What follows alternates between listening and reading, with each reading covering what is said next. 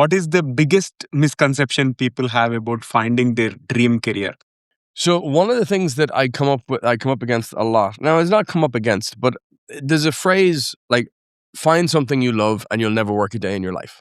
Yeah. And to me, that is extraordinarily well-meaning. Nobody in your life, I believe, nobody in your life is actively trying to push you down the wrong path. They have, from their perspective, your best intentions at heart.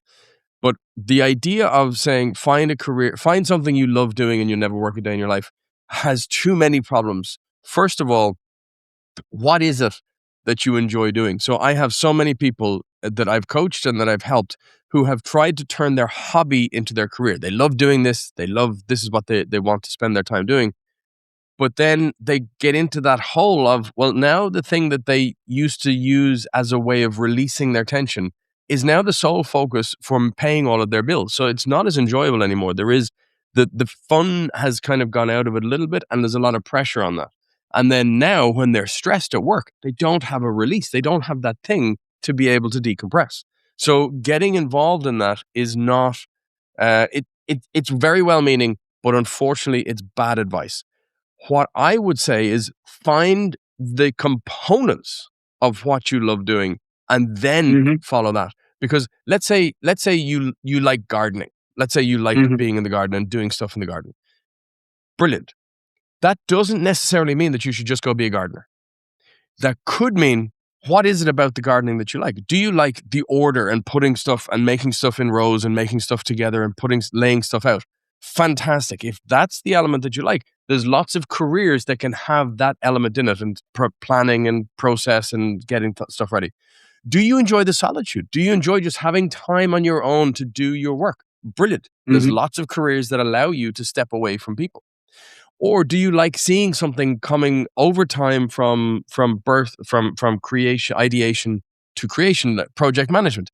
Brilliant. There are lots of careers that can help you with that. So understanding what are the components of those real interests, that's when you can start to really hone in on figuring out what's an ideal career for you.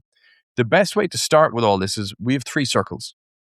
Aptitudes, which is your abilities, interests, the stuff that you like doing, and then demand, what people are willing to pay you for. So where those circles intersect, if you have the ability to do something and you have the interest in it, so you can do it and you like doing it, but there isn't really a demand, people aren't going to pay you for it, that's a hobby. Yeah. If you have the ability to do something and there is a demand, people get paid to do this, but you don't have the skills, you're not good enough for it. Think Premier League football player or world-class musician or something like that. That's a dream. So you don't have the abilities right now. So that's a dream. Then if you have the ability to do something, so you're physically able to do it, and there is a demand, somebody will pay you for it, but you really just don't care about it. It's not a thing that's of interest to you. That's a job. Mundane, kind of repetitive, in and out. I don't really care. I'm just here to make money and move on. Now, you can grow the interest in the job, and that can move you towards that area. You can, over time, and it has never been easier to make money doing something that you enjoy doing. So that that hobby can actually become a career if you are clever about it. And that hobby can become a career, or that dream can become a career if you improve those skills. And that's where those 3 intersect.